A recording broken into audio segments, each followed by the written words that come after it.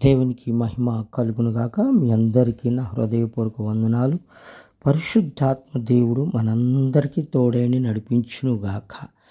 ప్రభు చలవిస్తున్నాడు, ఎవడను మిమ్మును మోసపరచుకొనకుండా చూసుకొనుడి.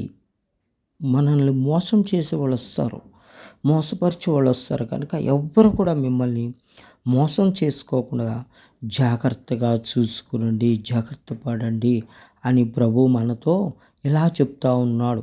13వ అధ్యాయం, మార్కు సువార్త 13వ అధ్యాయం 8 వచనాలు మనము ధ్యానం చేసుకుందాం.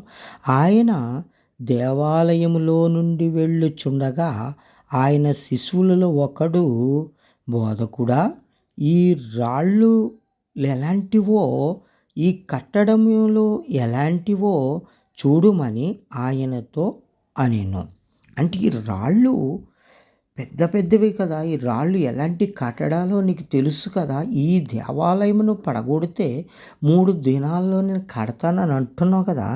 ఈ రాళ్ళను చూస్తేనే కదా భయంకరంగా ఉన్నాయి, ఎట్లా ఇది జరుగుతుంది అని చెప్పేసి శిశువులు మరి యేసు ప్రభుని అడుగునప్పుడు యేసు ప్రభు సమాధానం, అందుకు యేసు, ఈ గొప్ప కట్టడములు చూచుచున్నావే, రాతి మీద రాయి ఒకటి అయినను ఇక్కడ నిలిచి ఉండకుండా పడద్రోయబడునని అతనితో చెప్పెను. ఈ ఎలాంటి కట్టడాలైనా కూడా ఏదైనా ఒక సమస్య వచ్చినప్పుడు, శ్రమ వచ్చినప్పుడు ఏది కూడా ఆగదు, ఉండవవి. కట్టడం అనేది నిలవరమైనది మనకి ఇక్కడ లేదు. నిలవరమైన పట్టణం ఉంది మనకొకటి. ఆ పట్టణము ఎక్కడ? ఆయన పరమందు ఉన్నది. ఆయన నా తండ్రి కుడిపార్శ్వమునున్నది. అక్కడ మనకి నిత్య జీవం ఉన్నదని ఆడ చెలవిస్తున్నట్టుగా మనం చూస్తున్నాం. 3వ వచనంలో చూస్తే, ఆయన దేవాలయము ఎదుట ఒలువల కొండ మీద కూర్చుని ఉండగా పేతురు, యాకోబు, యోహాను, ఆంద్రయ అనువారు ఆయనను చూచి, ఇవి ఎప్పుడు జరుగును? ఇవన్నీ నెరవేరబో కాలము నాకు ఏ గురుతు కలుగును? అది మాతో చెప్పమని ఆయనను ఏకాంతమందు అడగగా. శిశువులు బోధించటము, యేసు ప్రభు బోధన అయిపోయిన తర్వాత శిశువులు ఆయనను ఏకాంతంగా ఉన్నప్పుడు, ఏకాంతంగా కూర్చున్నప్పుడు, అయ్యా ఎప్పుడు ఇవన్నీ జరుగుతాయి, ఎప్పుడు వస్తాయి ఇవన్నీ అని ప్రభువుని అడుగుతున్నట్టుగా మనం చూస్తున్నాం. అయితే 5వ వచనం, యేసు వారితో ఎట్లా చెప్పు సాగెను, ఎవడును మిమ్మును మోసపరచకుండా చూచుకొనుడి. అనేకులు నా పేరిట వచ్చి నేనే ఆయననని చెప్పి అనేకులను మోసపరచుదురు. మోసపోకండి. అనేక మంది మీ దగ్గరకు వస్తారు, మిమ్మల్ని మోసం చేస్తారు. ఈ మాటలు మరి యేసు ప్రభు చెప్పినప్పుడు ప్రకారం అంటే మోసపోలే వాళ్ళు రావట్లేదంటారా లోకం మీదకి? వస్తున్నారు, మోసపోతూనే ఉన్నాం. కాబట్టి 7వ వచనంలో చదివిస్తున్నాడు,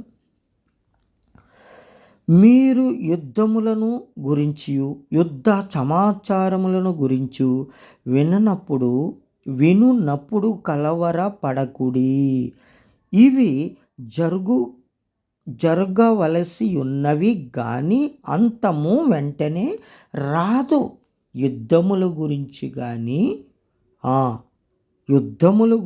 కానీ యుద్ధ సమాచారముల గురించి కానీ మిమ్మును వినున్నప్పుడు కలవరపడకండి, భయపడకండి. మీరు ఇలాంటివి వస్తాయి, అంతము మాత్రము వెంటనే రాదు. భూకంపాలు జరుగుతున్నాయి, వడగండ్లు, అగ్ని, వర్షములు, అనేక రకరకాలమైనటువంటి వ్యాధులు, కరోనా రోగాలు అనేకమైన వస్తున్నాయి. భయపడకండి, మీరు ధైర్యంగా ఉండండి అని సెలవిస్తూ 8వ వచనంలో, జనము మీదికి జనమును, రాజ్యం మీదకి రాజ్యము లేచును, అక్కడక్కడ భూకంపాలు కలుగును, కరువులు వచ్చును, ఇవే వేదనలకు ప్రారంభము. మీకు మీ గ్రామంలో, మీ రాష్ట్రాల్లో, మీ దేశాల్లో ఇవన్నీ జరుగుతున్నాయి. ఆయన రాకడకు, శ్రమలకు ప్రారంభము ఇది.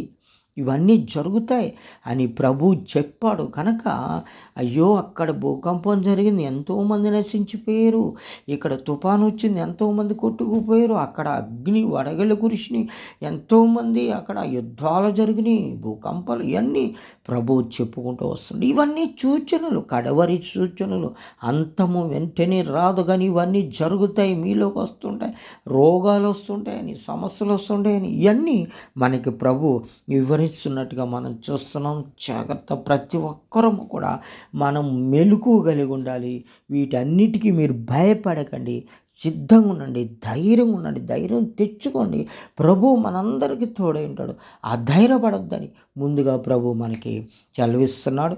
ప్రభు చెప్పిన మాట, ఈ పెద్ద పెద్ద రాళ్ళు ఇవన్నీ కూడా ఏవి ఈ లోకంలో ఎంత పెద్ద కట్టడాలైనా కూడా నిలవజాలవు. అన్నీ కూడా ఒక ఉగ్రత, ఒక కాలము వచ్చినప్పుడు ఇవన్నీ కూడా నిలవవు. పరిమితమైనది ఈ లోకంలో ఏది లేదు, శాశ్వతమైనది ఉన్నది, శాశ్వతమైన రాజ్యం ఉన్నది. ఆయన రాజ్యములో మన అందరినీ చేర్చుకోవడానికైనా మనందరినీ ఈ రీతిగా ఈ కార్యములన్నిటికీ ఆయన కారణభూతుడైన దేవాది దేవునికి మహిమ ఘనత ప్రభుల కలుగునుగా. కానీ చిన్న ప్రార్థన చేసుకుని ఈ వాక్యం నిమిత్తం, ప్రభువా మీకు వందనాలు, స్తుతి స్తోత్రాలు చెల్లిస్తున్నాం తండ్రి. ఎన్నో గొప్ప మహత్కార్యాలు, సూచిక్రియలు మాకు ముందుగా తెలియపరిచి మేము భయపడక ధైర్యం ఉండటానికి, మరణానికి కానీ, లోకానికి కానీ, లోక ఆస్తులకు కానీ, సమస్యలకు కానీ, దేనికి భయపడి మీరు ధైర్యం తెచ్చుకుని మెలకుగా ఉండండి. మీరు మోసపోకండి, జాగ్రత్తగా ఉండమని మాకు చదివించిన రీతిగా ప్రభా మేమందరము ఏక మనసు, ఏక హృదయముతో ప్రపంచంలో ఉన్న ప్రతి మానవాళ్ళు వాళ్ళందరికీ కూడా నీవే తండ్రి దేవుడు అయింది మహిమ కలిగి ప్రతి ఒక్కరికి ప్రచురింపబడాలని మీరు సెలవిచ్చారు. ప్రతి ఒక్కరు ప్రభు గురించి తెలుసుకుని భాగ్యమును దయచేయమని ప్రతి గాడి వరకు కొట్టి అయ్యా, ప్రతి ఒక్కరిలో ఉన్న రోషం, కోపం, ఎవరు వ్యతిరేకత అంతా యేసు నామములో బంధించి విడుదలిచ్చి మహిమ పొందుకోమని యేసు నామములో ప్రార్థిస్తున్నాం పరమ తండ్రి. ఆమేన్, ఆమేన్, ఆమేన్.